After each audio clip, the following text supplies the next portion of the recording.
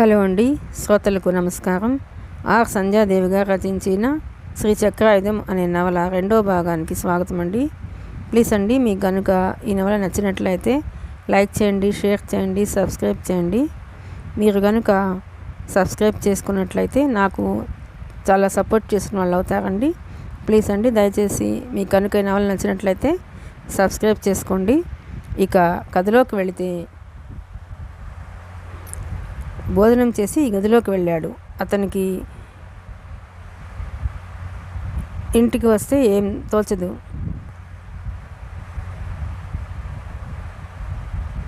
Vishnuvardhan bed మీద పడుకుని ఆ రోజు తమ ఫ్రెండ్స్ అందరూ కలిసి వేసుకున్న ప్రోగ్రాం గురించి ఆలోచించసాగాడు. ఫోన్ రింగ్ అవటంతో ఎడం చెయ్యి చాపి రిసీవర్ అందుకుని హలో విష్ణు హియర్ అన్నాడు మెల్లగా. హలో బ్రదర్, నువ్వేనా? ఆతృతగా అడిగింది అవతలి స్వరం. ఆ స్వరం వెంటనే గుర్తుపట్టినట్టుగా పడుకుని ఉన్న అతను సంతోషంగా మోచేతిని అనుకుని కూర్చుంటూ సుధాకర్ అన్నాడు. ఈరోజు మన ప్లాన్ గుర్తుంది కదా? మన ఫ్రెండ్స్ అందరం కలుసుకునే చోటు బీచ్ దగ్గర. సరిగ్గా 6 గంటలకి నువ్వు వచ్చేస్తావు కదూ? అతని ఫ్రెండ్ సుధాకర్ అడిగాడు.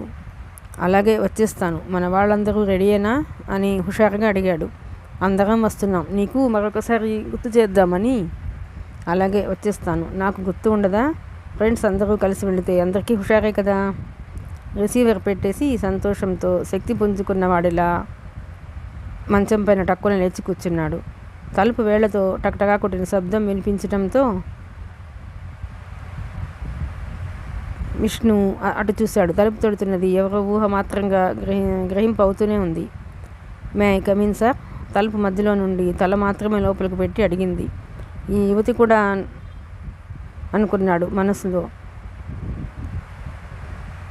ఎస్ కమిన్ అనకుండా ఆ అర్థం వచ్చినట్లు తల పంకించాడు. చిరునవ్వుతో గదిలోకి వస్తూ అమ్మయ్య, భయపడిపోయాను సుమా అంది తేలిగ్గా ఊపిరి పీల్చుకుంటూ. ఎందుకో చిరునవ్వుతో అడిగాడు. ఎందుకేమిటి? యూ డోంట్ కమ్ అంటావని నిజంగా భయపడిపోయాను సుమా అంది భయం నటిస్తూ. ఆ మాటకి అతను గట్టిగా నవ్వేశాడు. విష్ణువర్ధన్ వైపు క్షణంసేపు అలా చూసిందామె. అతనికి ఆ నవ్వు ఒక ప్రత్యేకతనిస్తుంది. ఎప్పుడూ సరదాగా, అసలు కోపం ఏమిటో తెలియని వాడిలా అనిపిస్తాడు.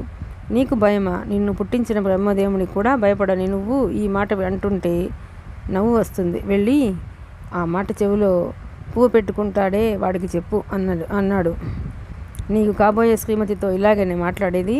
మూర్తి సున్నాలా చుట్టి కోపం నటించింది. ఇంకా కాబోయే కదా, ఇంకా కాలేదు కదా. అయినా నిన్ను పెళ్లి చేసుకోవాలంటే ఎంత ధైర్యం కావాలి అంటూ నవ్వాడు. ఏయ్ అంటూ కోపంగా చూడబోయి నవ్వు ఆపుకోలేక నవ్వేసింది. చూడండి, తమరు ఈ టైంలో ఇక్కడికి ఎందుకు వచ్చినట్లు సెలవిస్తారా అడిగాడు. ఎందుకో ఈరోజు తమరి ప్రోగ్రాం ఏమిటో తెలుసుకుందామని అంటూ టీవీగా తల తిప్పి చూసింది. ఆ మాటకి విష్ణు గుండె ఆగినంత పని అయింది. చెప్తే ఇంకేముంది, ఆల్ ఇండియా రేడియోలో ఈ వార్త అలా పాకిపోదు అమ్మో అనుకున్నాడు మనసులో. ఏముంది, అలా ఎక్కడికైనా వెళ్ళి రావటమే, ప్రత్యేకంగా ప్రోగ్రాం అంటూ ఏం లేదు అంటూ చెప్పాడు. అయితే ఇక్కడేం మరీ మంచిది. నువ్వు నేను కలిసి ఏ పిక్చర్కైనా వెళదామా? అతనికి దగ్గరగా వస్తూ సంతోషంగా అడిగింది. మళ్ళీ అతని గుండె గుబ్బేలమంది. ఈ అమ్మాయిల్ని వెంటేసుకుని వెళ్ళటంలో పెద్ద రిస్క్ ఉంది. 100 మంది 1000 మంది అబ్బాయిలు కలిసి వెళ్ళటం ఒక వంతు. ఒక అమ్మాయిని వెంట పెట్టుకు వెళ్ళటం వేరు. ఎంత సింపుల్గా రమ్మని చెప్పినా సినిమా స్టార్స్లోనే తయారై వస్తారు. ఇక రోడ్లో వెళ్ళే వాళ్ళందరి చూపులు వీళ్ళ మీదే ఉంటాయి. అది కాదు పాపం, నా ఫ్రెండ్ దినకర్ లేడు? దినకర్ తెలుసు. ఏమిటట? ఏమైంది? ప్రశ్నార్థకంగా చూసింది. పాపం వాడికి అంటూ చివరి మాటలు మింగేశాడు. అతనికి ఏమైంది విష్ణు? చెప్పు అంది ఆతృతగా. వాడికి యాక్సిడెంట్ అయింది. నేను హాస్పిటల్కి వెళ్ళాలి. ఫ్రెండ్స్ అందరూ అక్కడే ఉన్నారట విచారంగా ముఖం పెట్టి అన్నాడు. అయ్యో పాపం, బాగా దెబ్బలు తగిలాయా? మరి ఇందాకే చెప్పలేదే అంది. ఆ మాటలకు అదోలా నవ్వాడతను. నీ రూపంలాగే నీ మనసు కూడా అతి సుకుమారం. ఈ విషయం చెబితే నువ్వు బాధపడి తట్టుకోలేవని చెప్పలేదు. పాపం, ఇప్పుడు ఎలా ఉంది? నన్నెప్పుడు సిస్టర్ అని పిలిచేవాడు. నేను వచ్చి చూస్తాను అంది జాలీగా. మళ్ళీ అతని గుండె గుబేలమంది. ఇది చాలా పెద్ద అబద్ధం. ఈ సంగతి తెలిస్తే యుద్ధం అయిపోతుంది. మనసులో కంగారు పడ్డాడు. వద్దు, రక్తసిక్తమైన అతని రూపాన్ని చూసి నువ్వు నువ్వు భరించలేవు. నేను వెళ్ళి వచ్చాక పర్వాలేదనుకుంటే అప్పుడు నిన్ను తీసుకెళ్తాను, సరేనా అన్నాడు విష్ణు. సరే అన్నట్లు అయిష్టంగా తలూపింది. 6 గంటలకు అతను బయలుదేరుతుంటే మరొకసారి గుర్తు చేసింది. దినకర్కి ఎలా ఉందో ఫోన్ చెయ్యి, నీ ఫోన్ కోసం వెయిట్ చేస్తుంటాను అంది. తలూపి వెళ్ళిపోయాడు అతను. బైక్ స్టార్ట్ చేస్తూ మనసులో అనుకున్నాడు, నువ్వు వేరు, నీ మాటలు వేరు. నువ్వు నిజంగా పిచ్చిపిల్లవే. బీచ్ దగ్గర విష్ణువర్ధన్ రాక కోసం సుధాకర్, ప్రభాకర్, దినకర్ ముగ్గురు 3 బైక్ల మీద ఎదురు చూడసాగారు. అతన్ని చూస్తూనే ఎదురెళ్లారు ఉత్సాహంగా. ఈ 4 మరో 8 మొత్తం 12 మంది ఒక్కో బైక్ మీద 3 చొప్పున భీమిలిలో విష్ణు గెస్ట్ హౌస్కి బయలుదేరి వెళ్ళారు. వెళుతూ దారిలో విష్ణు బైక్ ఆపి ఇంటికి ఫోన్ చేస్తుంటే దినకర్ కుతూహలంగా అడిగాడు, ఫోన్ ఎవరికి? అదే పోలీస్ ఆఫీసర్ గారికి అన్నాడు తాపిగా. అని ఫ్రెండ్స్ అంతా గాబరా పడ్డారు. భయపడకండి అంటూ నవ్వాడు అతను. పోలీస్ ఆఫీసర్ అంటే మరెవరో కాదు, శరత్ మేఘన, సాక్షాత్తు నాకు కాబోయే శ్రీమతి అన్నాడు. అప్పటికి కానీ వారి మనసులు గుర్తుపడలేదు. అమ్మయ్య అనుకున్నారు మనసులో. ఫోన్ చేసి చెప్పాడు, పాపం అతను చచ్చిపోయాడు.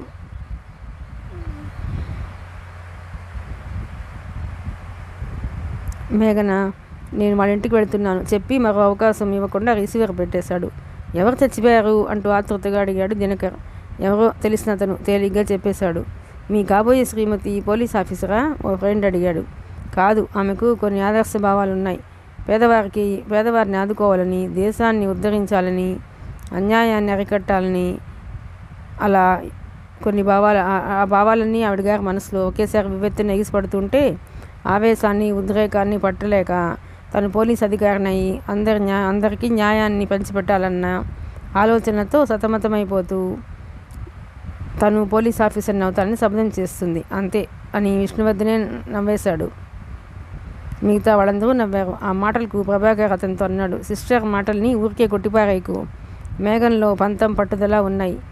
అనుకున్నది సాధించి తీరుతుంది. ఆ పంతం పట్టుదల పెళ్ళయ్యే వరకే. పెళ్ళిళ్ళయ్యి సంసారాల్లో పడిపోయి పిల్లలు పుట్టాక అసలు ఆ మాటే గుర్తుండదు అమ్మాయిలకు అన్నాడు ఓ మిత్రుడు. ఎంతైనా అమ్మాయిలే అని ఫ్రెండ్స్ అందరూ నవ్వుకున్నారు. అంతా గెస్ట్ హౌస్ చేరుకున్నారు. తోటమాలి తలుపు తీసి ఉంచాడు. అక్కడ ఓ మారుతి కారు ఉంది. విష్ణువర్ధన్ సుధాకర్ వైపు చూశాడు. ఈ కారు ఎవరిది అన్నట్టు ప్రశ్నార్థకంగా. అర్థమైన వాడిలా స్నేహితుడి వైపు చూసి చిన్నగా నవ్వుతూ కన్ను గిట్టాడు సుధాకర్. విష్ణువర్ధన్, ప్రభాకర్, దినకర్ లోపలికి వెళ్ళి చూశారు. అందమైన అమ్మాయిలు 4 లోపల గదిలో కూర్చుని ఉన్నారు. వాళ్ళకి డ్రింక్స్ అలవాటు ఉంది కానీ అమ్మాయిలతో పరిచయాలు లేవు. అందుకే కొంచెం జంకారు. సుధాకర్కి భయమే. కాకపోతే మిగతా ఫ్రెండ్స్ కూడా వచ్చారు కదా అని ఫ్రెండ్స్ ముగ్గురితో ఒక్క అడుగు ముందుకు వేశాడు అంతే. వాళ్ళు 4 చిన్నప్పటి నుండి స్నేహం. ఒకటే మాట, ఒకటే బాట, ఒకటే ప్రాణం అన్న వాక్యం వారిది. అంతటి విడగాని స్నేహం వారిది. మిగతా ఫ్రెండ్స్ అమ్మాయిల విషయంలో ఉత్సాహం చూపించారు. ఆ 4 అమ్మాయిలు వారితో కలిసిపోయారు. ఆటపాటలతో, నవ్వులతో రాత్రంతా గడిచిపోయింది. విష్ణువర్ధన్ మాత్రం అమ్మాయిని తప్పించుకొని యువతలకు వచ్చి కూర్చున్నాడు. తప్పించుకు రావడంతో అతనితో పాటు ఓ అమ్మాయి కూడా వచ్చింది. సిగరెట్ వెలిగించుకుంటూ వరండాలో ఒక స్తంభానికి చేరబడ్డాడు. తన భుజం మీద ఎవరితో చేయి పట్టడంతో ఉలిక్కి పడిన వాళ్ళ చూశాడు. ఆ అమ్మాయి చిన్నగా నవ్వింది. అందరూ అక్కడ ఉంటే మీరేమిటి ఇక్కడికి వచ్చేసారు అంది ఆమె. అతని తీరు, గంభీరత్వం ఆమెకు నచ్చాయి. నాకు అలాంటివి ఇష్టం ఉండదు ముక్తసరిగా అన్నాడు ఆమె వైపు పరీక్షగా చూస్తూ. ఆశ్చర్యంగా ఉంది, మీలాంటి వాళ్ళు ఈ ప్రపంచంలో ఉంటారా అని. అంత డబ్బు వెదజల్లి మమ్మల్ని అంగడిలో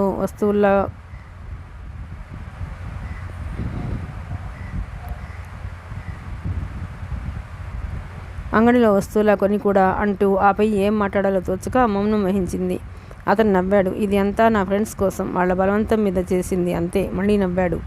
ఆమె మాట్లాడలేదు. మగవాళ్ళందరూ ఒకేలాగా ఉండరు కాబోలు. అందరూ అవినీతి పరులే కాదు, సన్మార్గులు, సహృదయులు కూడా ఉంటారన్నమాట. నువ్వు వెళ్ళు మెల్లగా చెప్పాడు. ఆమె మెల్లగా లోపలికి వెళ్ళిపోయింది. విష్ణు కళ్ళ ముందు అందాల రాసి శరత్ మేఘన కదలాడింది. అత్తయ్య మామయ్యకు ఒక్కతే కూతురు. అంత అందాల రాసియో, అంత పెంకిఘటం, అంత పట్టుదల గలది కూడా. ఆ అమ్మాయినే పెళ్లి చేసుకుంటానని అందరూ నమ్ముతున్నారు. ఆమెను కనుక పెళ్లి చేసుకోకపోతే మరో ఆమెను పెళ్లి చేసుకుంటే అతని ఆలోచనలకు నవ్వు వచ్చింది. అందుకు మేఘన ఊరుకుంటుందా? విష్ణుకు వెంటనే ఓ ఆలోచన వచ్చింది. మేఘనను ఉడికించి ఏడిపించాలి. అవును నమ్ముకున్నాడు. ఆ రాత్రి అంతా బంగ్లాలోనే గడిపి తెల్లారాక ఫ్రెండ్స్ అందరూ బయలుదేరారు. విష్ణు ఫోన్ చేసి చెప్పిన దగ్గర నుండి మేఘన మనసు ఏం బాగోలేదు. దినకర్ తనని సొంత చెల్లెల్లాగా ఆప్యాయంగా సిస్టర్ అంటూ పిలుస్తాడు. తెల్లవారు ఉదయం 7 గంటలకు విష్ణు ఇంటికి వచ్చాడు. అతను రాత్రి ఫోన్ చేసి చెప్పిన విషయం అప్పుడే మర్చిపోయాడు. మేఘన అడిగే వరకు గుర్తు రాలేదు. అవును అంటూ తడబడి వెంటనే సర్దుకుంటూ, పాపం ఏమి చెప్పమంటావు, పాపం వాడికి 100 ఏళ్ళు నిండిపోయాయి, ఈ లోకం విడిచి వెళ్ళిపోయాడు అంటూ లేని విచారం నటించాడు. పాపం అంది శరత్ మేఘన. విష్ణు గుండె గుబేలు మనసాగింది. ఈ అబద్ధం తెలిసిపోతే ఆ దినకర్ని ఈ ఇంటికి రాకుండా ఆపటం ఎలా? అతను మౌనం వహించాడు. ఆమె మరొకలా అర్థం చేసుకుంది. ప్రయాణ స్నేహితుడి మరణం అతన్ని కృంగదీస్తుంది. అదే మాట మాట్లాడితే అతను మరింత బాధపడతాడని మాట మార్చింది. వెళ్ళి స్నానం చేసురా విష్ణు, టీ తీసుకుందువు గాని అంది. ఆ మాటలకి అతని ముఖంలో ఉత్సాహం పుంజుకుంది. ఇక్కడ నుండి ఎలా తప్పించుకోవటమా అని ఆలోచిస్తున్న అతనికి అవకాశం చిక్కినట్టయింది. ఆ మాట కోసమే ఎదురు చూస్తున్నట్టుగా వెంటనే వెనుతిరిగి మెట్ల వైపు దారి తీశాడు. 2 మెట్లు చొప్పున మేడెక్కుతూ హుషారుగా తన గదిలోకి వెళ్ళిపోయాడు. అతని వైపు విచిత్రంగా చూసింది. విష్ణు BE ఫైనల్ ఇయర్ చదువుతున్నాడు. మిగతా ఫ్రెండ్స్ ముగ్గురు అతనితో పాటే చదువుతున్నారు. శరత్ మేఘన MA చదువుతుంది. లాయర్ హరిశ్చంద్ర ప్రసాద్ గారు డాక్టర్ చంద్రమతి దేవిల ముద్దుల కుమార్తె శరత్ మేఘన. హరిశ్చంద్ర ప్రసాద్ గారి అక్క కొడుకు మేనల్లుడు విష్ణువర్ధన్. అతనికి 10 సంవత్సరాల వయసులో తండ్రి, 17 సంవత్సరాల వయసులో తల్లి చనిపోవటంతో అతనికి 10 సంవత్సరాల వయసులో తండ్రి, 17 సంవత్సరాల వయసులో తల్లి చనిపోవటంతో మేనమామ ఇంట్లోనే ఉంటున్నాడు. వాళ్ళు ఉంటున్న పెద్ద బంగళా, లక్షలాది ఆస్తి, తోటలు, భూములు అన్నీ విష్ణువర్ధనివే. హరిశ్చంద్ర ప్రసాద్ గారికి పెద్దగా ఆస్తులు ఏం లేవు. ఆయన అక్కగారి కోరిక శరత్ మేఘనను కొడుకుకి ఇచ్చి పెళ్లి చేయాలని. ఆ మాటకు ఆ దంపతులు ఒప్పుకోవటమే కాకుండా కూతురు కూడా మనస్ఫూర్తిగా ఒప్పుకునేటట్టు మాట తీసుకున్నారు ఆ దంపతులు. తల్లి కోరిక తీర్చడమే తన లక్ష్యం అన్నట్టు విష్ణు కూడా మనస్ఫూర్తిగా అంగీకరించాడు. మీ మామయ్య కూతురునే నాకు కోడల్ని చెయ్యాలి సుమా అంటూ కొడుకుతో ఆవిడెప్పుడు అంటుండేది. విష్ణువర్ధన్ BE అయ్యాక MBA చేసి బిజినెస్ చేస్తాను, జీవితంలో సెటిల్ అయ్యాక అప్పుడే పెళ్ళి అని చెప్పేశాడు. ఆ మాట ఎవరూ కాదనలేదు. శరత్ మేఘన్ కూడా IPS చదివి ఉద్యోగం అయ్యాక పెళ్లి చేసుకుంటానని చెప్పటంతో ఎవరూ ఏం మాట్లాడలేదు. శరత్ మేఘన్ ఆలోచనలు తను పోలీస్ ఆఫీసర్గా మంచి పేరు తెచ్చుకోవాలని, అప్పుడే విష్ణువర్ధన్తో పెళ్లి జరగాలని. ఉదయం 9 గంటలకి విష్ణువర్ధన్ కాఫీ, టిఫిన్ తీసుకుని బయటకు వెళ్ళిపోయాడు.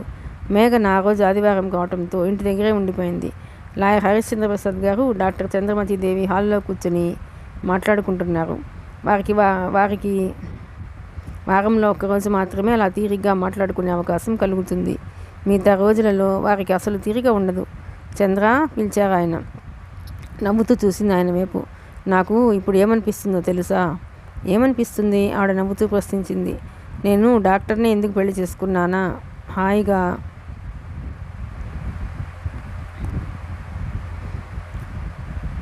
ఓ పల్లెటూరు అమ్మాయిని పెళ్లి చేసుకుని ఉంటే ఎంత బాగుండేది అని నవ్వుతూ చెప్పాడు. ఆవిడ నవ్వేసింది. ఆ మాటలు వినటం ఆవిడకు ఆ రోజు కొత్త ఏం కాదు. ఆయన ఇంట్లో ఉన్నప్పుడు ఆవిడ ఉండదు, ఆవిడకు తీరికైనప్పుడు ఆయనకి తీరిక ఉండదు. పల్లెటూరు అమ్మాయిని పెళ్లి చేసుకుని ఉంటే ఇంట్లోనే ఉంటూ ఇల్లు దిద్దుకుంటూ ఉండేది. చంద్రమతి ఆయన వైపు జాలిగా చూసింది. తను పెళ్ళైన 23 సంవత్సరాల్లో ఎప్పుడూ కూడా స్వయంగా ఆయనకు ఏం కావాలో చూడలేదు. డాక్టర్ వృత్తి అటువంటిది. ఆయన నవ్వారు. ఇప్పుడు మనం పడుతున్న అవస్థలు చాలు అన్నట్టుగా మన అమ్మాయి పోలీస్ ఆఫీసర్ అవుతానంటుంది. ఉద్యోగం అంటే ఎంత కష్టమో దానికి తెలియటం లేదు. చెప్పినా వినదు. అమ్మాయి చెబితే వినేటట్టయితే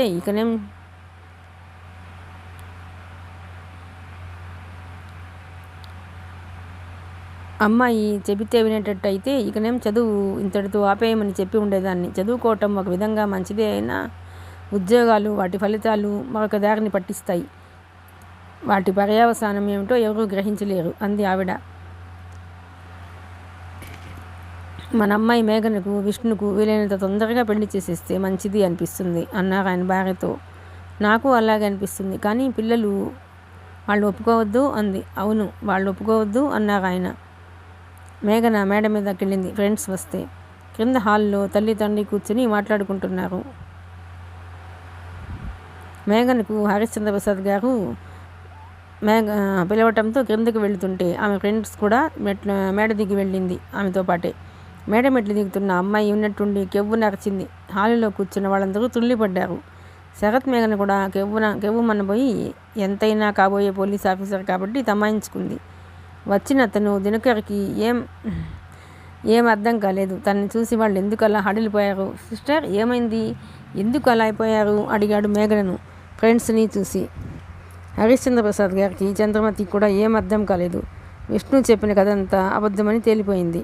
శరత్ మేఘనకు కోపంతో ఒళ్ళు మండిపోయింది. అతని ఇంటికి రావాలి, అప్పుడు తను అతని పని చెప్పాలి అనుకుంది కోపంగా. ఆమెకు కోపం వస్తే ఎవరూ ఆపలేరు.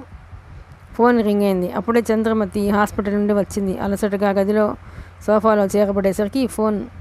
హలో, డాక్టర్ చంద్రమతి స్పీకింగ్ అంది మెల్లగా. అవతలి స్వరం గంభీరంగా నవ్వింది. నేను గుర్తున్నానా? ఎవరు? నుదురు చిట్లించి విసుగ్గా అడిగింది ఆవిడ.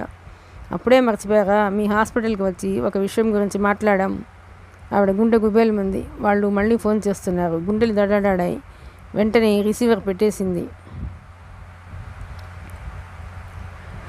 మళ్ళా రింగ్ అయింది. వెంటనే ఎత్తలేదు. ఏం మాట్లాడాలో అలాంటి వాళ్ళకి సమాధానం చెప్పటం కష్టం. పరువు గల వాళ్ళు ఎక్కువ మాట్లాడరు. నడిరోడ్డున పడేసుకునే వాళ్ళే ఎక్కువ మాట్లాడతారు. వాళ్ళకి సిగ్గు బిడియం ఉండదు. అలా మ్రోగుతుంటే తప్పనిసరిగా రిసీవర్ ఎత్తింది. ఏం డాక్టర్ గారు, రిసీవర్ పెట్టేశారు?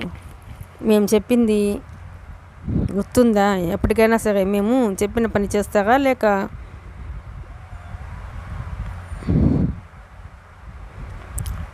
పెద్దగా పెత్తనం చెలాయిద్దామని చూస్తున్నారా? అలా అయితే మీరు బహు చిక్కుల్లో పడడమే కాదు, మీ ముద్దుల కూతురు మేఘన ఉంది, తర్వాత కూతురుగా భావించే గౌతమి ఉందిగా అంటూ నవ్వాడు. అతడు ఫోన్లో ఏం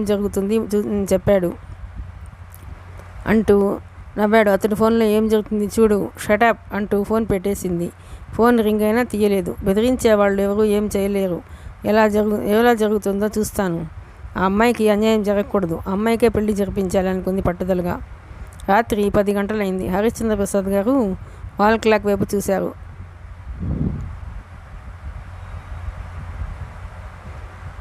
భార్య హాస్పిటల్ నుండి ఇంటికి వచ్చినా మళ్ళీ ఎక్కడికి వెళ్ళింది?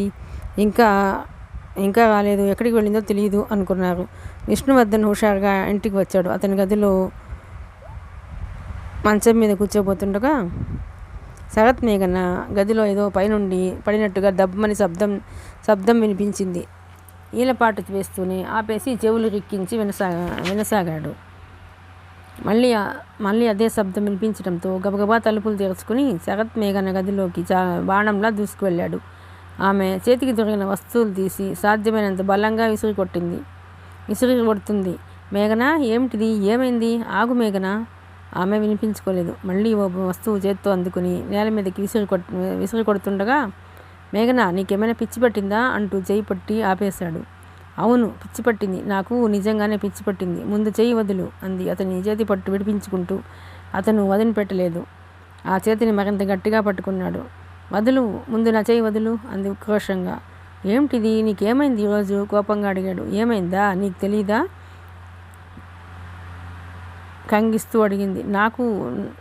నాకేం తెలుసు? నిజంగా అర్థం కాని వాడిలా చూసాడు ఆమె వైపు. నువ్వేం చెప్పావు? గుర్తు రావటం లేదా? నాకు అబద్ధం అన్నా, అన్యాయాలన్నా, అరాచకాలన్నా నాకు కోపం, అసహ్యం అని తెలీదా? అడిగింది ఆవేశంగా. అతను క్షణంసేపు అలా చూశాడు. దినకర్ యాక్సిడెంట్లో చనిపోయాడు కదూ? అడిగింది అతని వైపు సూటిగా చూస్తూ. ఆ మాట వినగానే విష్ణు ముఖంలో కోపం ఎగిరిపోయింది. పెదవులపై చిరునవ్వు మెరిసింది. నువ్వు నవ్వకు, నాకు చాలా చాలా అసహ్యం. అది కాదు మేఘన, నా మాట విను అంటూ ఏదో చెప్పబోయాడు. వినను అంది కోపంగా. ఆమె కళ్ళల్లో నీళ్లు గిర్రన తిరిగాయి. తను పెళ్లి చేసుకోబోయేవాడికి ఇన్ని అబద్ధాలా? తనకి ఎన్ని ఆలోచనలు ఉన్నాయి? తన తల్లి తండ్రి ఎంత అన్యోన్యంగా ఉంటారు. తను విష్ణుని పెళ్లి చేసుకుంటే దుఃఖం వచ్చింది. అబద్ధం అంటే సహించి భరించలేదు. తన భర్త తన మాటకే కట్టుబడి ఉండాలి. ఆ హాస్యానికైనా భరించలేదు. మేఘన ఆమె చెయ్యి అందుకున్నాడు. ఆ చేతిని విసిరి కొట్టింది. నాతో మాట్లాడకు, నువ్వంటే నాకు అసహ్యం అంటూ ఆ గదిలో నుండి వెళ్ళిపోయింది. ఆ రోజు ఉదయం బ్రేక్ఫాస్ట్ తీసుకుంటుండగా మేఘన దినకర్ గురించి తల్లిదండ్రులకు చెప్పబోతే విష్ణు వద్దని వారించేశాడు. వాళ్ళు ఈ విషయం విని తట్టుకోలేరంటూ. శరత్ మేఘన మౌనం వహించింది. ఆయన కోర్టుకు వెళ్ళిపోయారు. ఆవిడ హాస్పిటల్కి వెళ్ళిపోయారు. మేఘన విష్ణు కూడా వెళ్ళిపోవటంతో గౌతమి ఇంట్లోనే ఉంది చదువుకుంటూ. మేఘన ఫ్రెండ్స్ అందరితో ఈ విషయం చెప్పింది. రేపు ఉదయం వాళ్ళ ఇంటికి వెళదామని చెప్పారు. తెల్లవారు ఉదయం విష్ణు ఇంటికి వస్తే అడిగింది. ఆమె గుర్తు చేసే వరకు అతనికి గుర్తు రాలేదు. అవును పాపం, ఏం చేయమంటావు, వాడికి 100 నిండిపోయాయి. వాడు ఈ లోకం విడిచి వెళ్ళిపోయాడు అంటూ విచారం నటించాడు. వాళ్ళమ్మ ఒక్కతే అయిపోయింది. ఆవిడ ఏడుస్తుంటే గుండె తరుక్కుపోతుందని చెప్పాడు. అప్పుడు మేఘన మాట మార్చేసింది. స్నేహితుడి గురించి బాధపడుతున్నాడని. మేఘన ఫ్రెండ్స్ అందరూ కలిసి దినకర్ ఇంటికి వెళ్ళారు. దినకర్ తల్లి ఎదురు రావడంతో విష్ణు కజిన్ అవుతాడని వీళ్ళు ఫ్రెండ్స్లకు పరిచయం చేసింది మేఘన. కూర్చోండమ్మా అంటూ చిరునవ్వుతో ఆప్యాయంగా వాళ్ళకి కుర్చీలు చూపించి తను కూర్చుంది. ఏం పని మీద వచ్చారో అనుకుంటూ. ఆవిడలో విచారం మచ్చికు లేదు. చక్కగా పెద్ద జరీ పట్టు చీర కట్టుకుని మామూలుగా ఉంది. మామూలుగా ఉంది. మీ అబ్బాయి దినకర్ అంటూ ఆపై ఏం మాట్లాడాలో తోచలేదు. లోపల ఉన్నాడు ముక్తసరిగా చెప్పి తల వంచుకుంది. అబ్బాయితో వీళ్ళకేం పని అనుకుంటూ.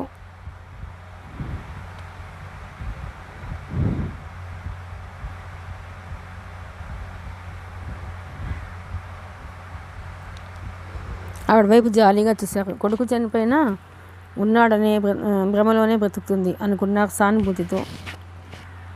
దినకర్ అన్నయ్య అంటే నాకు చాలా అభిమానం అంది మేఘన. అవును, అతనంటే మాకందరికీ ఇష్టమే. మిగతా అమ్మాయిలంతా చెప్పారు. అతను మంచివాడు. అతని గురించే మేము ఇక్కడికి వచ్చాము. ఆ వార్త వినగానే మేము చాలా బాధపడ్డాం. ఆవిడ మాట్లాడలేదు. ఏం అర్థం కావటం లేదు. పిల్లకాయలు ఏం మాట్లాడుతున్నారు అనుకుంటూ. అంత మంచివాడు ఇలా హఠాత్తుగా. ఆవిడ చప్పన లేచి లోపలికి వెళ్ళిపోయింది. పాపం ఆవిడకు దుఃఖం వచ్చేస్తుంది. మాట్లాడకండి అన్నట్లు ఒకరినొకరు సైగ చేసుకున్నారు. ఆ గది కొద్దిగా చీకటిగా అనిపిస్తుంది. గదిలోకి వెళ్ళాలంటే గదిలో నుండి వరండాకి వెళ్ళాలి. అమ్మాయిల వెనుకగా వచ్చి నిలబడ్డాడు దినకర్. ఏమిటిలా వచ్చారు అంటూ. అమ్మాయిలందరూ ఉలికిపడ్డట్టుగా ఒకేసారి తిరిగి చూశారు. అంతే, అమ్మాయిలంతా కెవ్వుమన్నారు. మేఘన కెవ్వుమనబోయి తమాయించుకుంది. ఎంతైనా ఆమె పోలీస్ ఆఫీసర్ కాబోతుంది కాబట్టి ధైర్యంగా అలా నిలబడింది. అమ్మాయిలందరూ మాటకి సమాధానం చెప్పకుండా బిలబిలమంటూ ఒకరినొకరు తోసుకుంటూ బయటకు పరిగెత్తారు. ఆగండి, అరే ఏమైంది అంటూ వాళ్ళకి అడ్డుగా నిలబడ్డాడు దినకర్. బాబోయ్ అంటూ అతని మీద నుండి గెంతినట్టుగా పారిపోయారు. మళ్ళీ వస్తా గుండె దడదడ కొట్టుకుంటున్నా పైకి బింకంగా చెప్పి మెల్లగా ఒకే అడుగు వేసి అక్కడ నుండి గబగబా కారు వద్దకు పరుగు పెట్టింది. దినకర్ నోరు వెళ్ళబెట్టి చూశాడు. జరిగిన దానికి మేఘన అతన్ని తిట్టి గదిలోకి వెళ్ళి పడుకుంది. చాలాసేపు గది బయటకు రాలేదు. ఆమెకు దుఃఖం ముంచుకు వచ్చేస్తుంది. ఫ్రెండ్స్ అందరూ అబ్బా విష్ణు ఎంత అబద్ధం చెప్పాడు, అబద్ధాన్ని నమ్మించేశాడే అంటూ అనటం. పైగా దినకర్ తల్లి ఎదురుగా వాళ్ళంతా వాగటం పాపం ఆవిడకు అర్థం కాలేదు. తెలిస్తే గొడవ అవదు. ఆమెకు దుఃఖం ఉక్రోషం రాసాగాయి. పెళ్లి కాకముందే ఇన్ని అబద్ధాలు చెప్తే పెళ్ళయ్యాక ఎన్ని అబద్ధాలు చెప్తాడో అనుకుంటూ బాధపడసాగింది. అంతలో తలుపు తట్టినట్లయింది. కళ్ళు తుడుచుకొని తలవైపు చూసింది. మళ్ళీ తలుపు తట్టిన శబ్దమైతే మెల్లగా లేచి వెళ్ళింది. తలుపు తీసేసరికి ఎదురుగా గౌతమి చిరునవ్వుతో నిలబడి ఉంది. నువ్వా అంది. అవును, ఏమిటి అలా గదిలో ఉండిపోయావు అడిగింది అదే చిరునవ్వుతో. మేఘన ముఖం తిప్పుకుంది.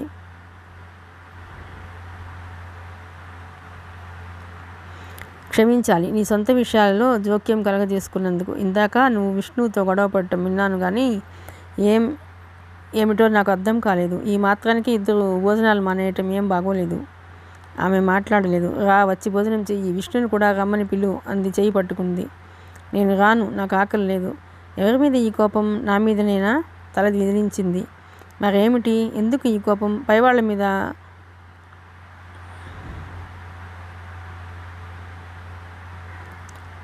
మీద కాదు కానీ చిన్న గొడవలు వస్తాయి, సర్దుకుపోవాలి. ఎలా సర్దుకుపోమంటావు గౌతమి? విష్ణు మాటలు నువ్వు విన్నావా? గౌతమి ఆ మాటలకి మౌనం వహించింది. విష్ణు అంటే నాకు చాలా ఇష్టం. అలాంటిది అతను ఎంత అబద్ధం ఆడాడో నీకు తెలుసా? అంతా వినసాగింది ఆమె. అబద్ధం అంటే అలాంటి అబద్ధం కాదు. చెప్పకూడని ప్రాణ స్నేహితుడు చనిపోయాడని అతనికి ఈ విషయం తెలిస్తే ఎంతైనా బాగుంటుందా? వాళ్ళ ఇంటికి వెళ్ళి వాళ్ళ ముందు, నా ఫ్రెండ్ ముందు ఎంత ఫూల్ని అయ్యానో. అందరి ముందు నాకు తల కొట్టేసినట్టు అయింది. గౌతమి ఏదో చెప్పబోయింది. నో ఫ్రెండ్ అంతా ఎన్ని మాటలు అన్నారు విష్ణుని అంటూ చేతుల్లో ముఖం దాచుకుని వెక్కి ఏడ్చింది మేఘన. నీ బాధ నాకు అర్థమైంది, కానీ కొన్ని విషయాల్లో సర్దుకుపోవాలి అంటూ చెప్పబోయింది.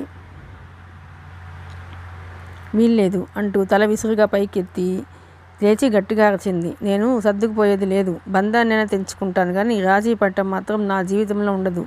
అతను జరిగిన దానికి క్షమాపణ చెప్పాలి, లేదా అంతే అంది రోషంగా. గౌతమి చిరునవ్వు నవ్వింది. నీకు అతను క్షమాపణ చెప్పాలి అంతేనా? అవునన్నట్లు తల ఊపింది. నేను అతనితో క్షమాపణ చెప్పిస్తాను. వచ్చి భోజనం చేస్తావా అడిగింది. ఆ మాటకి మేఘన కళ్ళల్లో కాంతి తళుక్కుమంది. నిజమే అన్నట్టు. అప్పుడు తన మాటే చెల్లినట్టు అవుతుంది. అతన్ని దూరం చేసుకోలేదు, చేసుకుని బ్రతకలేదు. అలా అని అతన్ని బ్రతిమాలను లేదు. అతని తప్పు అతను తెలుసుకోవాలి. తనని క్షమించమని బ్రతిమాలాలి. అప్పుడు తన పంతం పట్టుదల వదులుతుంది. లేదా ఆమె మరికి ఆలోచించలేదు. సరే, నువ్వు భోజనం చెయ్యి ముందు అంది. మరి అతను అడిగింది. గౌతమి నవ్వింది. అతను భోజనం చేస్తే కానీ నువ్వు భోజనం చెయ్యవా అడిగింది. అదేం లేదు, నాకేం నేను భోజనం చేసేస్తాను అంది ఆమెకు ఏం బాధ లేనట్టు. విష్ణు భోజనం చేయకుండా అలానే ఉన్నాడు. అతని మనసంతా అదోల అయిపోయింది.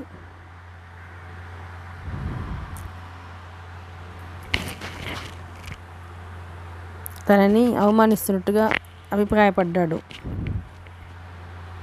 చిన్నప్పటి నుండి అనుకున్నది అయినా మేఘన అనే మాటలు అతని మనసు విరక్తి కలిగిపోయింది. స్నేహం వేరు, ప్రేమ వేరు, పెళ్లి వేరు. స్నేహంలో అందరిలో ప్రేమ పుట్టదు. కొందరు స్నేహంలోనే ప్రేమ పుడుతుంది. ప్రేమే వాళ్ళ పెళ్లికి దారితీస్తుంది. ఆ ప్రేమ తమ మధ్య ఎక్కడ ఉంది? స్నేహితులు ఆప్యాయంగా మాట్లాడుకోవటం, అభిమానంగా ఉండటం, పోట్లాడుకోవటం ఎప్పుడూ ఇంతేనా? సరదాకి చిన్న అబద్ధం ఆడితే తప్ప అంత శిక్ష వెయ్యాలా? కాబోయే భర్తని పురుగుని విధించినట్టు విధిస్తుంటే ఏ మగవాడైనా ఊరుకుంటాడా? తను ప్రతి చిన్న విషయానికి సరదాకి తీసుకుంటూనే నవ్వేస్తాడు. అత్తయ్య మామయ్య ఏమనుకుంటారో అని మేఘన అంటే ఇష్టమే. ఇష్టం అంటే ఏమిటి? అతని మనసులో మొదటిసారిగా ప్రశ్నగా మారింది. ప్రేమ అంటే పెళ్ళి అంతే. ఈ మాటలకి ఈ రోజు నుండే కొత్త అర్థం వెతుక్కోవాలి అనుకున్నాడు మనసులో. తలుపు వేసుకునే ఉంటున్నాడు. ఎక్కడికి వెళ్ళి వచ్చినా గదిలోనే ఉంటున్నాడు. హరిశ్చంద్ర ప్రసాద్ గారితో కానీ ఎవరితో సరిగా మాట్లాడటం లేదు. హోటల్లో భోజనం చేస్తున్నా ఆ భార్యాభర్తలు గమనించలేదు. గౌతమికి తెలుసు, మేఘనకి తెలుసు. మేఘన బయటకు వెళుతూ నువ్వు చెప్పావు గుర్తుందా? విష్ణుతో నాకు క్షమాపణను చెప్పించు అని చెప్పి వెళ్ళిపోయింది. గౌతమి మెల్లగా విష్ణు గదిలోకి వెళ్ళింది. కుర్చీలో కూర్చుని ఏదో వ్రాసుకుంటున్న అతను ఆమె ఆ గదిలోకి అడుగు పెట్టడంతో తల తిప్పి చూశాడు. క్షణం సేపు అలా చూశాడు.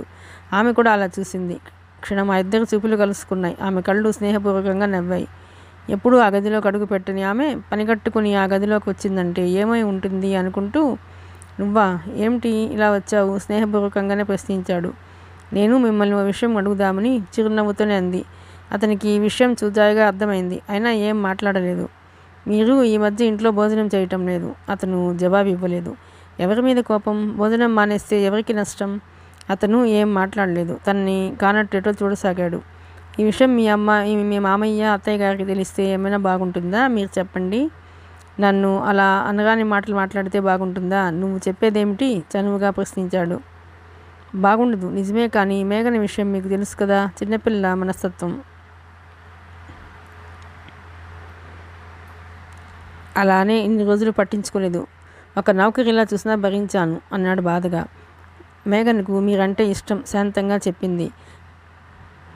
నాకు ఇష్టం పోయింది. ఇష్టం అంటే ఏమిటి?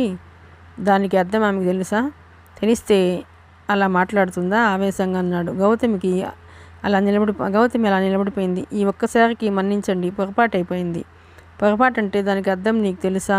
పాలకుండ బళ్ళున బ్రద్దలైపోతే పొరపాటు అంటే ఒప్పుకుందా? మనం ఏం చేయగలం? ఏం చేస్తే నేలకు ఒలిగిన పాలు బ్రద్దలైన కుండని దగ్గరగా అతికించి ఆ పాలు దానిలో పోసే శక్తి మానవ మాతలకు ఉంటుందా? ఎప్పటికీ ఉండదు. గౌతమి మాట్లాడలేదు. ఈ మనసు అంతే. విష్ణు అంది కంగారుగా. ఏం చేయలేను, చాలా దూరం వచ్చేసాం. చివరకు ఏం జరుగుతుందో నాకే తెలియదు. ఈ ఒకేసారి ఆమెను క్షమించండి. ఈ ఒకేసారి నన్ను క్షమించే గుణం ఆమెకుందా? కనుక్కోండి. మీరు ఆప్యాయంగా పలకరించి మేఘనకు క్షమాపణ చెప్పేస్తే మబ్బులు విడినట్టు చిక్కులు నిమిషంలో విడిపోతాయి అంది గౌతమి నచ్చ చెప్పే ఉద్దేశంతో. ఆ మాటలకి దెబ్బతినట్లు అయ్యాడు. నేను క్షమాపణ చెప్పాలా? నేనేం తప్పు చేశాను? సరదాకేదో అంటే అది తప్ప? అలా అయితే ఈ ప్రపంచంలో ఎవరూ బ్రతకలేరు. అలా కాదండి, మీరు అలా ఏం మనసులో పెట్టుకోకుండా క్షమాపణ చెప్పేస్తే అంటూ మధ్యలో ఆగిపోయింది. చెప్పేస్తే ఆమె మాటలు నొక్కించి అడిగాడు. గౌతమి జవాబు చెప్పలేదు. ఇప్పుడే వస్తా అంటూ ఆ గదిలో నుండి వెళ్ళి 10 నిమిషాలు ట్రేతో తిరిగి వచ్చింది. ముందు భోజనం చేయండి అంటూ ప్లేట్ అక్కడే టీపాయ్ మీద ఉంచి అన్నం కూరలు వడ్డించి, రండి ముందు భోజనం చేశాక మాట్లాడుకోవచ్చంది. నాకు వద్దు, నేను భోజనం చెయ్యను అన్నాడు పట్టుదలగా. తీసుకోండి అంటూ ప్లేట్ కొంచెం ముందుకు జరిపింది. కోపం ఆపుకునేట్లుగా ఆ ప్లేట్ని చేత్తో తోసేశాడు. అంతే, ఆ ప్లేట్లో అన్నం అంతా నేలపై జిమ్మేసినట్లుగా పడిపోయింది. వెంటనే గౌతమి వైపు తల తిప్పి చూశాడు. ఆమెకు కోపం వచ్చిందా అన్నట్లుగా. గౌతమి చిరునవ్వు నవ్వింది. మెల్లగా ఆ గదిలోకి వెళ్ళిపోయి పాత గుడ్డ ఒకటి తెచ్చి నేనంతా శుభ్రం చేసి పడిన అన్నం వేరే గిన్నెల్లోకి ఎత్తి బయటకు తీసుకెళ్ళిపోయింది. మళ్ళీ ట్రేలో అన్నం కూరలు పట్టుకొచ్చింది. తీసుకోండి, అన్నం మీద ఎప్పుడు అలగకూడదు అంది చిరునవ్వుతో. నీకు కోపం రాలేదా? ఎందుకు? ఎదురు ప్రశ్న వేసింది. నేను ఆ విధంగా ప్రవర్తించి శ్రమ కలిగించినందుకు. నాకేం శ్రమ లేదు, మీరు భోజనం చేయటం నాకు ముఖ్యం. ఒక క్షణం అలా చూశాడు. రండి భోజనం చేయండి అంది. మరిక మాట్లాడకుండా భోజనం చేయసాగాడు. అతనికి ఇంకా కొసరి వడ్డించసాగింది. ఇక చాలు అని చెయ్యి అడ్డుపెట్టిన కొద్దిగా అంటూ వడ్డిస్తుంటే చటుక్కున ఆమె చెయ్యి గట్టిగా పట్టుకుని ఆపేశాడు. గౌతమి ఒక క్షణం అలా ఉండిపోయింది. అతను చప్పున చెయ్యి వదిలేశాడు. విష్ణు భోజనం చేశాక ప్లేట్లన్నీ ట్రేలో పెట్టుకుని అక్కడి నుంచి వెళ్ళిపోయింది. మళ్ళీ ఆమె వస్తుందేమని చూశాడు. రాలేదు. సంతృప్తిగా భోజనం చేసినట్లు అనిపించింది. ఎప్పుడూ ఎవరూ తనకి అలా పెట్టలేదు. ఈరోజు గౌతమి అలా వడ్డిస్తుంటే కడుపు నిండా తిన్నట్లుగా ఉంది. ఆమె అలా రోజు వడ్డిస్తే మనసులో నమ్ముకున్నాడు. ఆ అమ్మాయికి ఎంత ఓర్పు! అలాంటి అమ్మాయిలు కూడా ఉంటారా? ఈమెను చూశాకే ఉంటారు కాబోలు అని తెలుస్తుంది. మేఘనకు గౌతమికి ఎంత తేడా!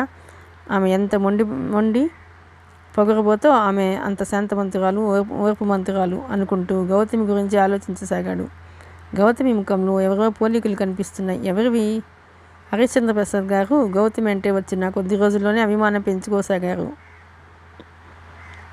ఆ ఇంట్లో ఎవరికి ఏం కావలసినా గౌతమే ఇస్తుంది. హరిశ్చంద్ర ప్రసాద్ గారు కోర్టుకి వెళ్లే ముందు 10 సార్లైనా పిలుస్తారు. ఏం కనిపించకపోయినా, అలాగే కోర్టు నుండి సాయంత్రం ఇంటికి వచ్చినా అంతే. అలాగే చంద్రమతీదేవి హాస్పిటల్కి వెళ్లే ముందు, అటు నుండి వచ్చాక కూడా ఆమె సహాయమే తీసుకుంటుంది. అలాగే మేఘన, అలాగే విష్ణు. అందరి నోట్లో గౌతమే. ఆమెను ఎవరూ తలమని క్షణం లేదు. గౌతమి కూడా కుటుంబంలో ఒక్కర్తిగా కలిసిపోయింది. ఆ రోజు హరిశ్చంద్ర ప్రసాద్ గారు కోర్టు నుండి వచ్చి అలసటగా మంచం మీద చేరబడ్డారు. గౌతమి గబగబా వేడి టీ చేసి పట్టుకు వెళ్ళింది. ఆ టీ త్రాగి కొద్దిసేపు అలా ఉండి గౌతమి చెయ్యి పట్టుకున్నారు. ఆమె చిరునవ్వుతో చూసింది. ఏమిటన్నట్లు. గౌతమి అన్నారు మెల్లగా. ఏమిటండి అంది. ఆయన చేతిలో ఆమె చెయ్యి అలాగే ఉంది. నిన్ను చూస్తుంటే ఆ కళ్ళు, ఆ నవ్వు వెనక్కి తిరిగి వెళుతుంటే ఎవరో పోలికలు నీలో ఉన్నాయి అనిపిస్తుంది. ఆ పోలికలు ఎవరివి? ఆమె నవ్వింది. నాకెలా తెలుస్తుంది? అసలు నువ్వెవరు? కథ ఏమిటి? నీ తల్లిదండ్రులు ఎవరు? మీ అమ్మ పేరేమిటి? నాకు ఈరోజు తప్పకుండా చెప్పాలి. గౌతమి ఆ మాటలు వింటూనే కళ్ళనీళ్ళు గిరున తిరిగాయి. మా అమ్మది ఓ కన్నీటి కథ. ఆవిడ కథ ఆవిడకే జాలి కలిగించేలా ఉంటుంది. మా అమ్మ ఓ దురదృష్టవంతురాలు. ఆవిడలాంటి జీవితం ఎవరికీ వద్దు. ఆవిడ ఒకే ఒక కోరిక తీరకుండానే వెళ్ళిపోయింది. తన భర్తనే తన కళ్ళాగా చూసుకోలేని దీనస్థితి ఆవిడది. కన్న తండ్రిని కళ్ళాగా చూసుకునే దురదృష్టం నాది. తన భర్త చాలా అందగాడని మురిసిపోయేది. మా తాతయ్య చెబుతుంటే దగ్గరకు వచ్చిన ఆశగా ఆనందంగా వినేది. ఆయన కూతురి తలను ఒడిలో పెట్టుకుని దుఃఖించేవారు. నీకు అన్యాయం చేశాను, ఆ పాపం నాది. నీ భర్త నీకు అన్యాయం చేయలేదు, నీ భర్త ఉత్తముడు అంటూ కుమిలిపోయేవారు. గౌతమి బాధపడుతూ కన్నీటిలో చెబుతుంటే మౌనంగా వినసాగారు. మీరు అడిగారు ఆ రోజు నా తల్లిదండ్రుల గురించి చెప్పమని. తర్వాత చెప్తానని అన్నాను. ఇప్పుడు తప్పక చెబుతాను. నాకరి క్షణాన్నైనా నా కన్నతండ్రిని చూసుకునే భాగ్యం మీరైనా కలగజేస్తారేమో అన్న ఆశతో అంది. తప్పకుండా నేను చేయవలసిన సాయం నా చేతనైనంత చేస్తాను. చెప్పు తల్లి. చెప్తాను అంకుల్. ఒక్కోసారి నా తండ్రి మీద నాకే అసహ్యం వేస్తుంది. భార్యను కూతుర్ని వదిలేసి మర్చిపోయిన ఆయన నా తండ్రి చీచి అనుకుంటాను. మళ్ళీ మా తాతయ్య మాటలు గుర్తుకొస్తాయి. మళ్ళీ కోపమంతా కరిగిపోతుంది. నా తండ్రి మీద ప్రేమ రెట్టింపు అవుతుంది అంకుల్ అంటూ ఆమె దుఃఖాన్ని ఆపుకోలేక ఆయన ఒడిలో తలపెట్టుకుని ఏడ్చేసింది. ఆయన గౌతమి తల నిమురుతూ ఓదార్చారు. గౌతమి తల్లి తాతయ్య చెప్పినవి గుర్తు చేసుకుంటూ చెప్పసాగింది.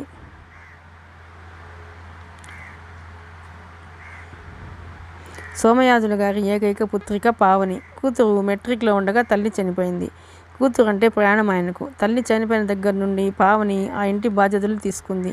తండ్రికి తల్లికి ఏ టైంలో భోజనం మందులు అన్నీ ఎలా అమర్చేదో అలాగే అమరుస్తూ తండ్రిని ప్రాణంగానే చూసుకునేది. ప్రపంచంలో ఏ తండ్రి చెయ్యని గారాబం కూతురికి ఆయన అంత గారాబం చేసేవారు. ఏ పని ముట్టుకొని ఇచ్చేవారు కాదు. అయినా పావని ఊరుకునేది కాదు. చదువు మాత్రం ఆపకుండా శ్రద్ధగా చదువుకునేది. మంచి మార్కులతో పాస్ అయ్యి ఇంటర్మీడియట్లో జాయిన్ అయింది. ఆమెకు డాక్టర్ కావాలని కోరిక. తండ్రి కూతురి కోరికలని ఎప్పుడూ కాదనలేదు. కూతురు ఎలా అంటే అలా. ఎంత డబ్బైనా వెనుదీయరు దేనికి కూడా. ఆ ఇంటి ఇల్లాలు లేదనే లోటు తప్పితే ఇంకే లోటు లేదు వాళ్ళకి. ఒకరోజు రాత్రి తండ్రికి భోజనం పెడుతూ ఉన్నట్టుండి ఒక ప్రశ్న వేసింది. నాన్న అంది ఏదో ఆలోచించుకున్న దానిలా. ఏమిటి తల్లి భోజనం చేస్తూ అడిగారు. నాకు ఒక అన్నయ్య ఉంటే బాగుండేది కదూ అంది. ఆ మాటలకి ఆయనకి నవ్వు వచ్చింది, పొలమారింది కూడా. నాన్న మంచినీళ్ళు తాగండి అంది గ్లాసు ఆయన చేతికి ఇస్తూ. మంచినీళ్ళు తాగి సర్దుకున్నాక కళ్ళనీళ్ళు తుడుచుకున్నారు.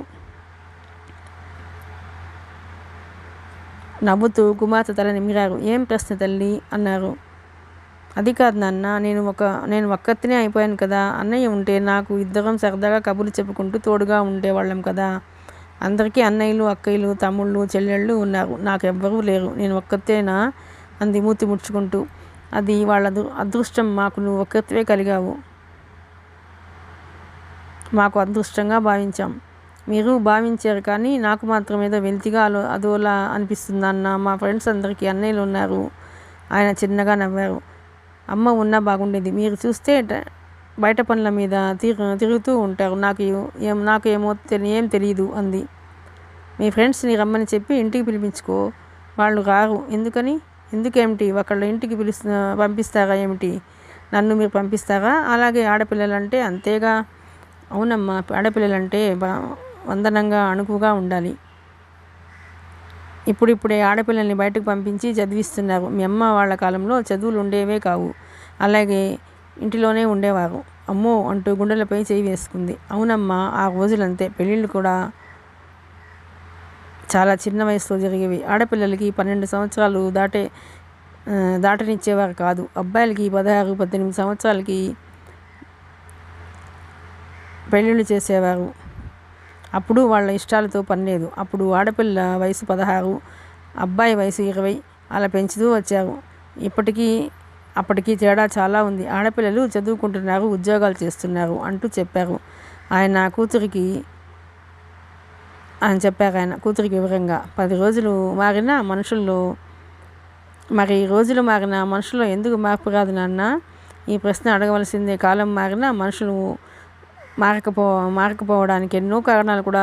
తన తల్లి, తన భార్య, తన సోదరి, తన కూతురు అన్న మమకారం. ప్రతి మగవాడు ఎదుటి స్త్రీని ఎలా చూసినా, ఎలా ఎగతాళిగా అవమానించినా ఇంటికి రాగానే తన వాళ్ళ ప్రేమానురాగాలు ప్రతి మగవాడిలో జీర్ణించిపోయి ఉంటాయి. ప్రపంచంలో మంచివాళ్ళు ఉన్నారు, చెడ్డవాళ్ళు ఉన్నారు, దొంగలు ఉన్నారు, దొరలు ఉన్నారు. పైకి అందరూ పెద్ద మనుషుల్లాగానే చలామణి అవుతున్నారు.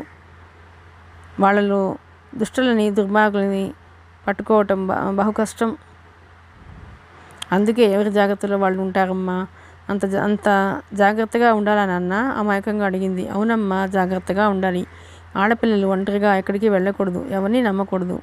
తండ్రి మాటలు ఆమెలో ఆలోచనలు రేపాయి. ఆడపిల్ల జీవితం అంటే ఇదా? కొంచెం ఎవరైనా ఏదైనా మాట్లాడితే అదే విషయం గురించి ఆలోచిస్తుంది. అందుకే తమ ఫ్రెండ్స్ ఎవరూ ఎక్కువగా రారు. మా ఇంట్లో మా నాన్నను అదిగో, అమ్మను అడిగో, అన్నయ్యను అదిగో వస్తామంటారు.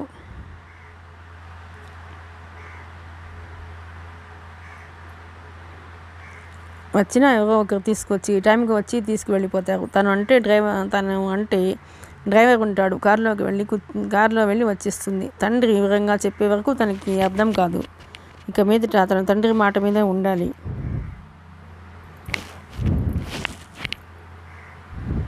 ఆడపిల్ల జాగ్రత్తగా ఉంటేనే తల్లిదండ్రులకి మంచి పేరు వస్తుంది అనుకుంది మనసులో. సోమయాజులు గారు చిన్నగా నవ్వి కూతురి తల నిమురుతూ, త్వరగా భోజనం చేసేయమ్మా, హాల్లో కూర్చుందాం అంటూ చెప్పారు.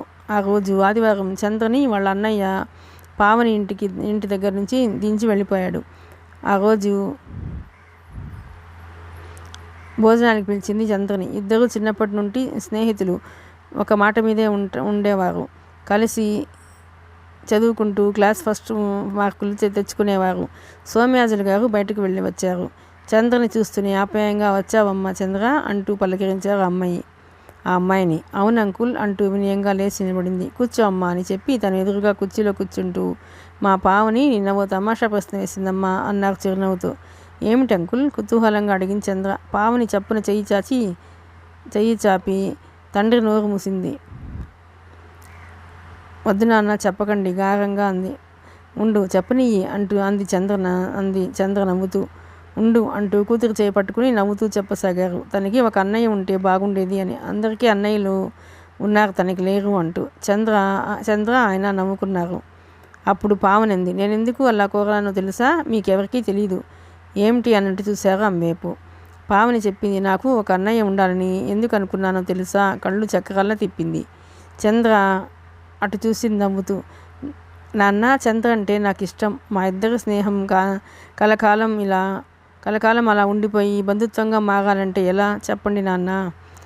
అవును ఎలా? ఎదురు ప్రశ్న వేశారు. నాకు ఒక అన్నయ్య ఉంటే చంద్ర మెడలో 3 ముళ్ళు వేయించి నాకు వదినను చేసి మా ఇంటికి తెచ్చేసేవాడు కదా అంది.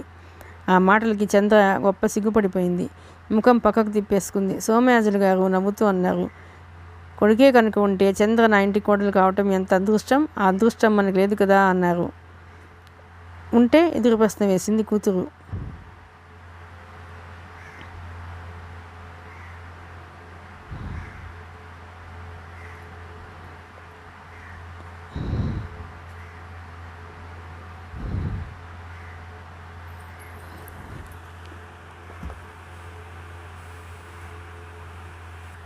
నిజంగా కొడుకు ఉంటే చంద్ర ఇంటికి వెళ్ళి వాళ్ళ నాన్న అమ్మగారిని బ్రతిమాలి చంద్రని ఇంటి కోడలుగా చేసుకుని ఉండేవాడిని. సో అదృష్టం మనకి లేదు కదా అంటూ నవ్వారు. చంద్ర సిగ్గుతో తల ఎత్తలేదు. విన్నావుగా నాన్నగారి మాటలు అంది పావని. చీపో, ఏమిటా మాటలు? నేను ఏం తప్పుగా అనలేదే. నువ్వు మా వదిన అయి ఉంటే ఎంత బాగుండేది అనిపించి అలా అన్నాను అంది. చంద్ర ఏం మాట్లాడలేదు. ఇద్దరు మేడ మీద గదిలోకి వెళ్ళిపోయారు చదువుకోవడానికి అని. ఒకరోజు చంద్ర వస్తే మరో రోజు పావని వెళ్ళేది. అంత స్నేహంగా ఉంటారు ఇద్దరు. చంద్ర ఇంట్లో పావని బాగా చూస్తారు. తల్లి లేదని అందరిలో కలిసిమెలిసి ఉంటుంది పావని. ఆమె అంటే ఎవరైనా ఇష్టపడతారు. గర్వం ఉండదు. ఎవరికి ఎదురు సమాధానం చెప్పదు. చంద్ర ఆమె నేర్పించాలన్న ఉద్దేశంతో అంది. ఇందాక నువ్వు అన్నావే, స్నేహం బంధుత్వంగా మారితే బాగుంటుంది, మన ఇద్దరం కలిసిమెలిసి ఉండవచ్చని. అవును అంది. ఏం చెప్తుందో విందాం అనే ఉద్దేశంతో కుతూహలంగా చూసింది ఆమె వైపు. దానికి మరొక ఆలోచన ఉంది తెలుసా అంది కొంటెగా చూస్తూ. ఏమిటి? నిజంగా సంబరపడుతూ అడిగింది. ఏమిటా? మా అన్నయ్యను నువ్వు పెళ్లి చేసుకుని నువ్వు మా ఇంటికి వచ్చేస్తే నవ్వు ఆపుకుంటూ చెప్పింది. ఏం అంటూ ఉడికిపోయినట్టుగా అరిచింది. ఏం అంది చంద్ర నవ్వేస్తూ. నువ్వు ఏం మాట్లాడుతున్నావో తెలుస్తోందా? ఓ మహాశక్తిగా తెలుస్తుంది. నీ కోరిక నా కోరిక తీరాలంటే ఇది ఒకటే మార్గం. చంద్ర అంది కాలిని నేలపై ఓ తన్ని. దేనికమ్మా అంత కోపం? నేను ఏమన్నానని? మా అన్నయ్య అందగాడు కాదా? చదువుకోలేదా? ముఖ్యంగా నీ మనసు దోచుకోలేదా? నువ్వు అనాలే కానీ అన్నయ్యని ఇప్పుడే తీసుకొచ్చి ఇక్కడ నిలబెడతాను అంది. పావని సిగ్గుతో మాట్లాడలేక 2 చేతుల్లో ముఖం దాచుకుంది. చంద్ర చెప్పింది, నువ్వెంచక్క మా ఇంట్లోనే ఉండిపోవచ్చు అంది. నువ్వు పెళ్లి చేసుకుని వెళ్ళవా? సిగ్గుగా ప్రశ్నించింది. అంది తల అడ్డంగా తిప్పుతూ.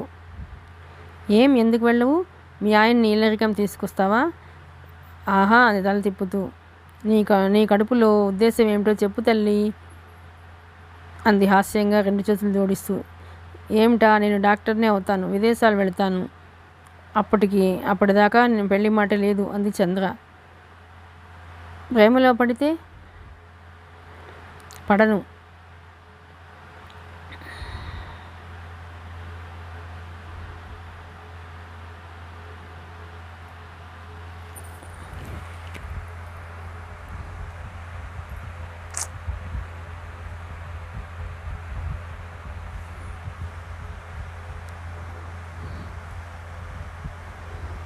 ప్రేమలో పడితే పడను అంది చంద్ర. ఒకవేళ పడితే ఖండించి అడిగింది. చదువయ్యే వరకు ప్రేమ దోమ లేదు. నీ అనుమానం ఉంటే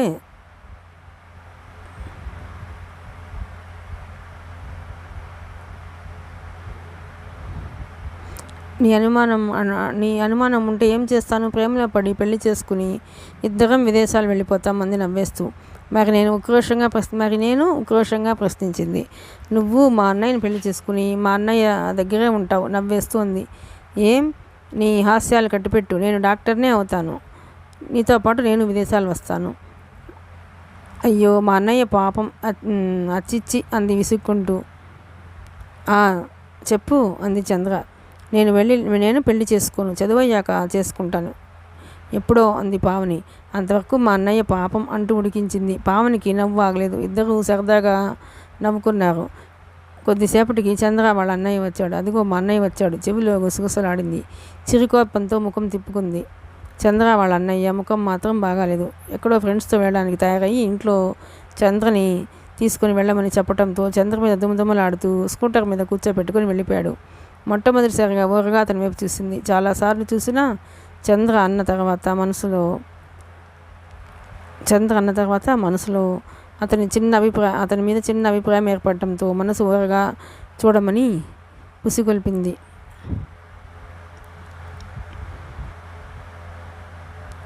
మొట్టమొదటిసారిగా అనుకుంది. వాళ్ళ అన్నయ్య కూడా చంద్రలాగే చక్కగా ఉంటారు.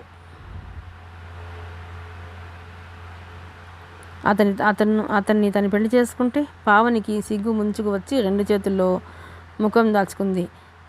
ఏమిటేమిటో ఆలోచనలు. ఆ కన్నె మనసులో తీయని ఆలోచనలు సుడిగుండం కాసాగా గిరగిరగా తిరగసాగాయి. సోమయాజులు గారు అడిగారు, ఏమిటమ్మా?